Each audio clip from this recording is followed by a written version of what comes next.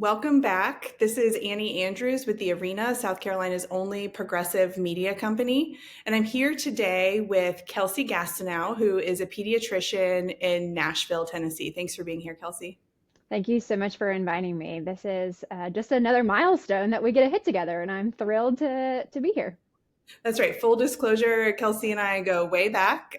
We were both pediatricians in Charleston together, and she is a board member of our nonprofit organization, Their Future, Our Vote, very actively involved in the work we're doing at Their Future PAC to support candidates who put kids first. And we work very hard on these issues together. So I wanted to have this timely conversation because some news broke yesterday that is deeply personal for both of us. You know, we're both pediatricians, gun violence prevention advocates. You live in Nashville. I have strong family ties to Nashville. We've done a lot of work together on this issue. You are one of the leading voices in gun violence prevention in Nashville, in Tennessee, and really across the country. And so what we learned yesterday was, to set the stage, okay, the Covenant school shooting happened in March 2023. And it was a horrific tragedy, and 3 children were killed and 3 adult staff members were killed. And I remember texting with you that day and feeling your pain and your sadness and your frustration as someone who wakes up every day and does this work. And what I saw from outside of Tennessee was a community really come together in the wake of that shooting. And it was inspiring and gave me a sense of hope. And a lot of good has come since then. One of the organizations that started in the wake of that shooting was Voices for a Safer Tennessee. They are a nonprofit organization and also a political action committee, meaning they can raise money to directly donate to politicians and also other political action committees. And so they're very deeply engaged in politics, not just advocacy. And the news that broke yesterday was, with their public filing, because PACs have to report who they give money to, we learned that they're giving tens of thousands of dollars to the Republican leadership in the Tennessee State House. So I'm going to stop there. Tell me your thoughts. Fill me in. Yeah, I think you summarized it really nicely. That day was the most horrific day that I have had in my time in Tennessee, and one of the most horrific days that I have had in my life as a pediatrician. I was by no means directly involved from a personal or professional standpoint, but the trauma this entire community has gone through in different ways, some obviously impacted more than others and in ways that I'm never going to be able to imagine. I can only hope. Um, and I ran to you right after that. Like, I actually went to Charleston that weekend because I needed my people. I needed to get to a place where I knew I was safe, mentally, emotionally, and I needed to be surrounded by people who I could just be myself with.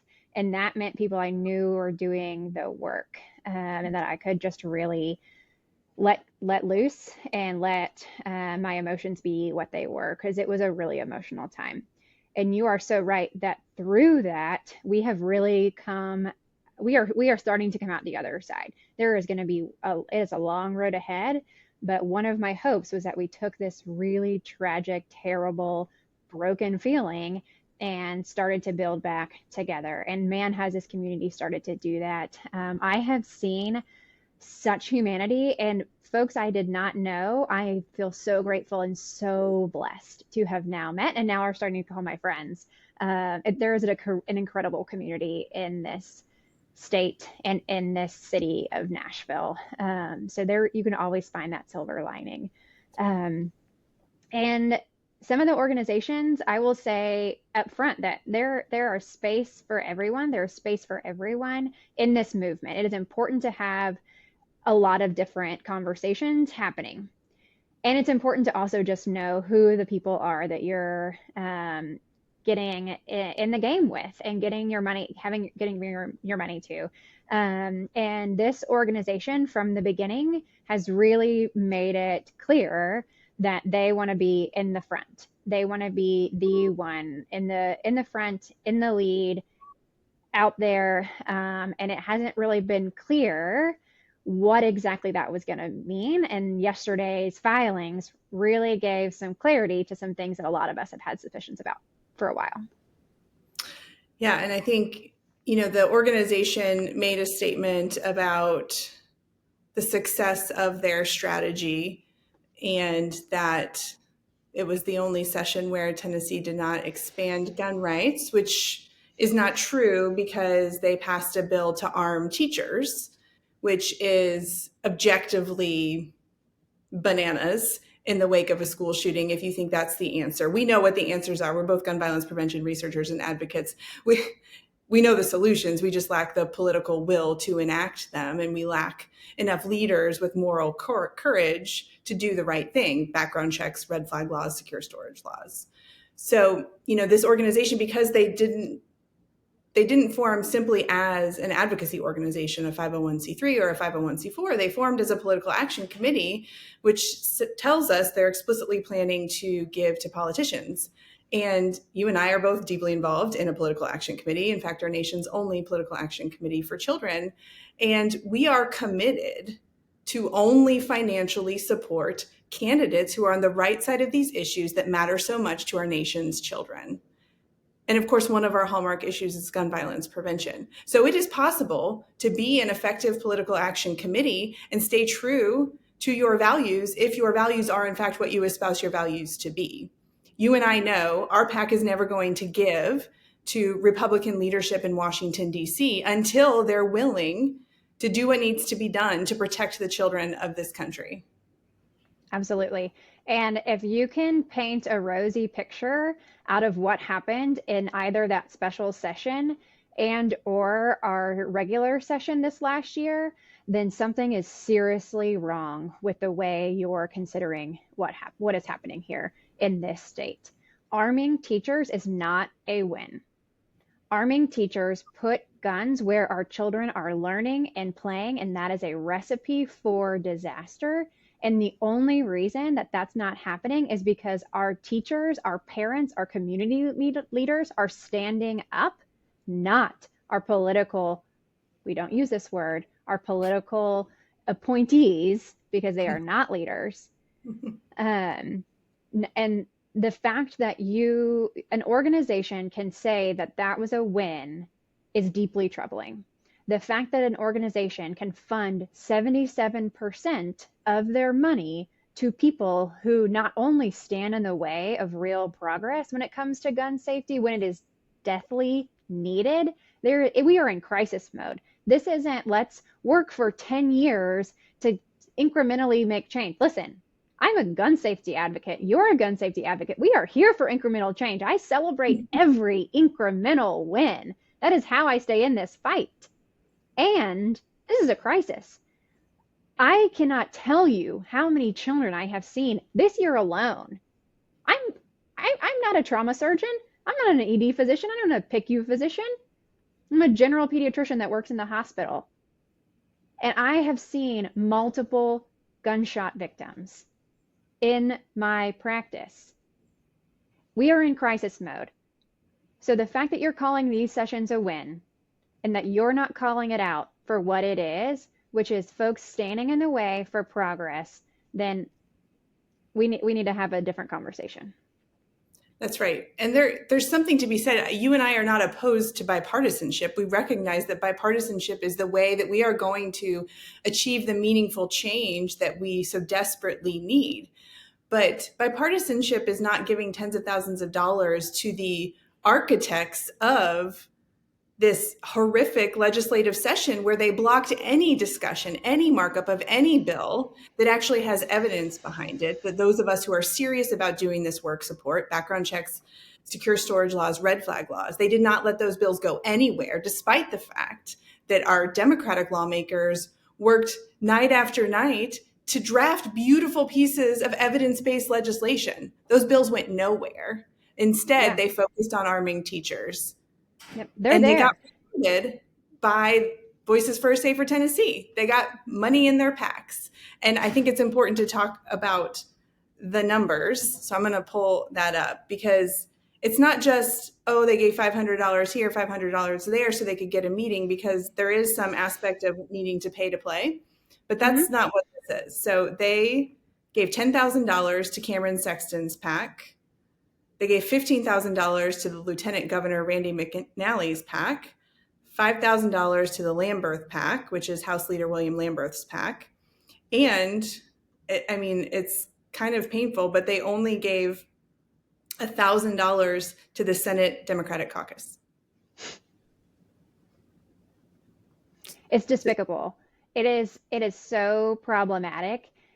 You only need to spend one day, probably not even 1 hour, in those chambers, on the Senate, in the Senate galley, in the House galley, which, mind you, because of the leaders that they have given money to, you can't even do that without a golden ticket anymore.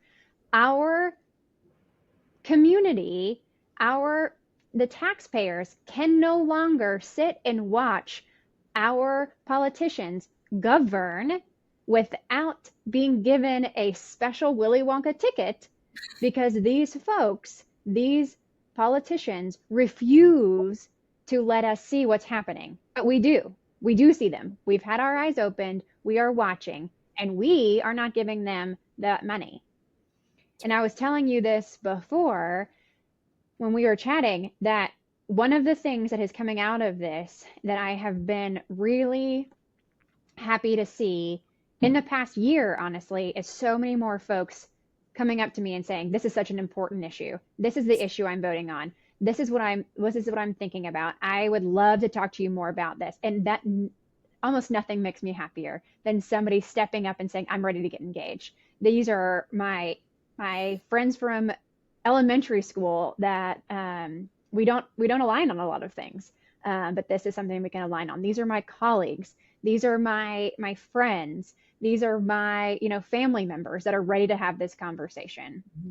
And in the past 24 hours, I'm having friends old and new say, oh, I didn't know this. I gave them money.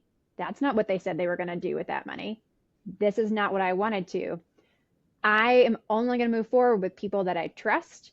I know I can trust you. I know I can trust Dr. Andrews. So my monthly donations will be going to something like Their Future, Our Vote, which is I'm really happy to see that people are starting to really think about and question where is my money going? And I would really empower folks, start asking those questions when you're thinking about where your donations are going. Who is it that's running your PAC?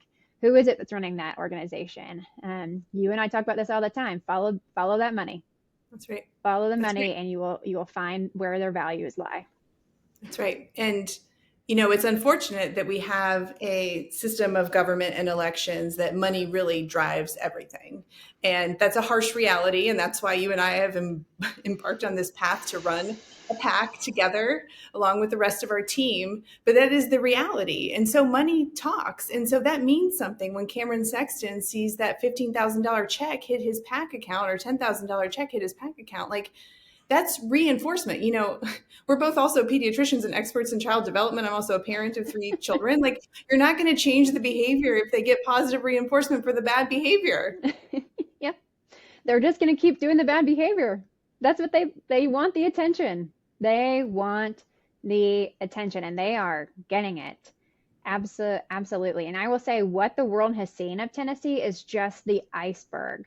You are seeing us pass, and I shouldn't say us, you are seeing the elected officials of Tennessee pass book bans, pass flag bans, pass all of these anti-trans legislation, all of these things that do not benefit children for their political power and advancement.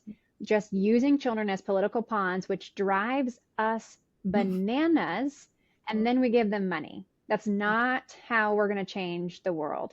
How we're going to change the world incrementally or quickly is not going to be giving them money and voting them back in. It's going to be giving the money to those who are doing the work right now. And I would also like to point out, there are incredible organizations who are doing the work and who are thinking about this very thoughtfully, both how do we improve this right now, but also what are the negative consequences of our actions? Sitting and talking with folks from Moms Demand Action, from Rise and Shine, from Mothers Over Murder, from Gideon's Army, they are truly thinking about how can I make this world, this community a better place?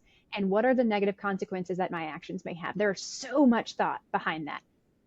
The thought that never comes up is how do I advance myself, my brand, or get ahead politically? It never comes up because they are truly doing the work. And the other question they asked, if these folks are doing the things that we do not want them to see, if they are not listening to their constituency, here's the door.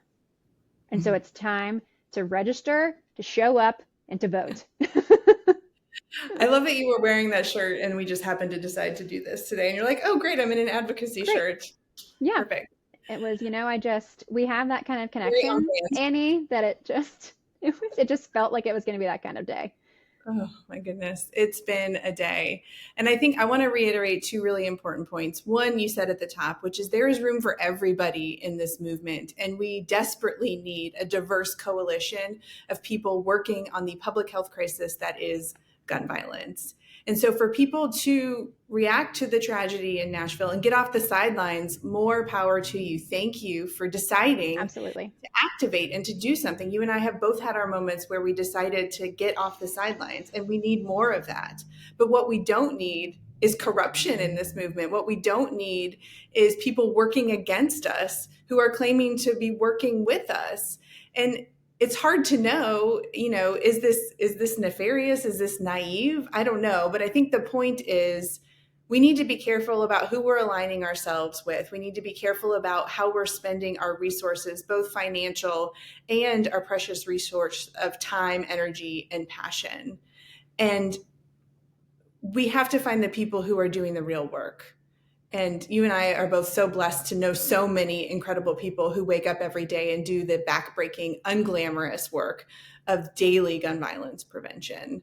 And we need to lift those people up, and we need to call out this bullshit when we see it, because it's counterproductive and children are getting shot in every community in this country. Yeah, I think the thing that you and I have chatted about a lot, and the thing that I remind myself when I'm questioning, is this the right thing or not, is who benefits? Who is benefiting from this kind of money transaction? If I'm following the money, who is it that is really benefiting from this? And from what I can tell in this scenario, it ain't kids. It is not kids. If you look at the data of who is dying, who is getting injured in our pediatric population, these laws that they are trying to pass only endanger our children more. That is problematic. And so that can tell you right there, when you're questioning yourself, is this what I should be doing? Is this the right decision? Ask yourself, who is this going to benefit? And if it's benefiting Governor McNally, Lieutenant Governor McNally, or Cameron Sexton, or Lamberth, it's not the right move for you.